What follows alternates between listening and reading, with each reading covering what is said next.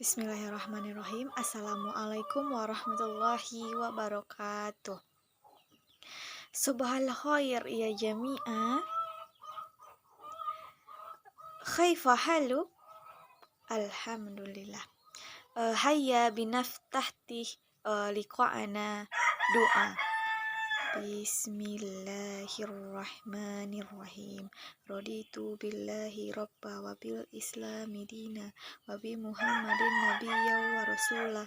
Rabbi zidni ilma warzuqani farahman. Amin. Qabluan nabada al-darosa saat taqidu min hadurun aulan. Hal kullu taliba bil hadurun? Hadurun? Alhamdulillah. Sitra hadir, Tiago hadir, Iqbal hadir, Ihsan hadir ya. Alhamdulillah. Hasanan ya tolibun.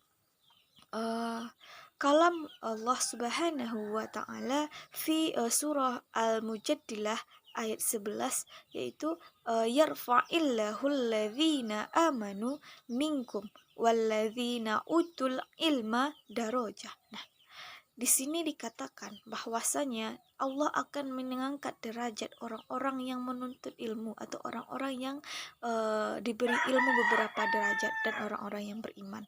Nah, di sini itu terdapat motivasi ataupun dorongan dan kewajiban bagi kita untuk menuntut ilmu. Untuk itu rajinlah Ananda untuk mencari ilmu, untuk belajar, untuk membaca dan memahami segala ilmu pengetahuan, karena itu adalah perintah Allah Subhanahu wa taala dan Allah berjanji akan mengangkat derajat orang-orang yang diberi ilmu beberapa derajat. Nah, Hasan ya atofal min yumkinu tasmiyah mauduna asbu'i madi. Ya, benar sekali Ananda, bahwasanya minggu kemarin kita itu membahas tentang jihad.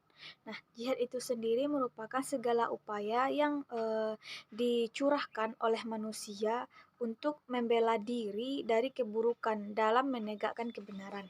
Dan kalau secara khusus itu jihad adalah usaha yang dicerahkan segenap upaya dalam menyebarkan ataupun membela dakwah Islam. Dan jihad yang dibatasi di dalam perang itu merupakan untuk membela diri ataupun menegakkan agama Allah dan proteksi kegiatan dakwah. Dan untuk saat sekarang ini kita akan melanjutkan materi kita selanjutnya, yaitu tentang sumber hukum Islam. Nah, tujuan pembelajaran kita pada saat sekarang ini yaitu siswa mampu menjelaskan macam-macam sumber hukum Islam. Dan yang kedua yaitu siswa mampu mendefinisikan sumber hukum Islam. Dan yang ketiga yaitu siswa mampu menjelaskan hikmah adanya sumber hukum Islam. Hukum Islam itu terbagi atas beberapa. Yang pertama sekarang kita masuk yaitu sumber hukum Islam yang muttafaq.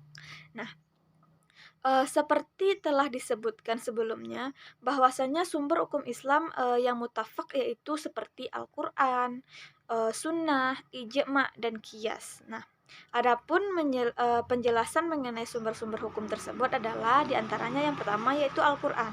Nah, Al-Quran merupakan firman Allah Subhanahu wa taala yang mengandung mukjizat yang diturunkan kepada Nabi Muhammad SAW dengan perantara malaikat Jibril alaihi salam yang tertulis di dalam mushaf sampai kepada kita dengan cara mutawatir ataupun berangsur-angsur. Nah, sedangkan hadis yaitu segala hal yang datang dari Nabi Muhammad SAW, baik itu berupa ucapan, perbuatan, maupun ketetapan dan cita-cita beliau. Dan selanjutnya yaitu ijma' ulama. Nah, para ulama sepakat untuk menetapkan hadis ataupun sunnah sebagai sumber hukum Islam. Nah, dalam ajaran Islam berdasarkan kejadian-kejadian yang dapat ditelusuri sumbernya dari sejarah para sahabat yang berusaha sekuat kemampuannya untuk tidak melakukan di luar yang dicontohkan ataupun ditetapkan oleh Nabi Muhammad SAW. Nah, yang selanjutnya yaitu kita masuk ke dalam ijma. Nah, ijma adalah kesepakatan semua para mujtahid dari kaum muslimin pada suatu masa setelah wafatnya Rasulullah Shallallahu Alaihi Wasallam atas hukum syara yang tidak ditemukan dasar hukumnya di dalam Al-Quran maupun hadis. Dan selanjutnya yaitu kita masuk ke contoh kedua atau sumber hukum yang kedua, yaitu sumber hukum Islam yang mukhtalaf. Mukhtalaf. Nah, pada bagian ini kita akan membahas sumber hukum Islam yang tidak disepakati oleh ulama karena memang bersumber dari pemikiran ataupun ijtihad mereka. Nah, sumber hukum tersebut adalah istihsan, uh, maslahatul mursalah, istibab, a'raf, sad, syariah, dan syariah, mazhab sahabat, syar'u, man khoblana, dan dalala al-ikhtiran. Nah, kita bahas satu-satu. Kalau istihsan adalah salah satu cara ataupun sumber dalam mengambil hukum Islam. Nah, berbeda dengan Al-Quran dan hadis ataupun ijma dan qiyas yang kedudukannya sudah disepakati oleh para ulama sebagai sumber hukum Islam. Nah, istihsan adalah salah satu metodologi yang hanya digunakan oleh sebagian ulama saja. Dan selanjutnya yaitu kita masuk ke dalam maslahah mursalah. Nah, maslahah mursalah berarti keselamatan ataupun yang terlepas. Nah, secara istilah syara, maslahah mursalah adalah memberlakukan suatu hukum berdasarkan kepada kemaslahatan yang lebih besar dengan menolak kemudaratan sehingga tidak ditemukan dalilnya yang menganjurkan ataupun melarangnya. Sampai di sana penjelasan Ibu, apakah ada yang bertanya? Tidak? Hal ladaikum su'ila an durusal yaum? La. Alhamdulillah ya ba'du ankum qad fahimtum darosa. Madatuna al-asbu'il muqabil hiya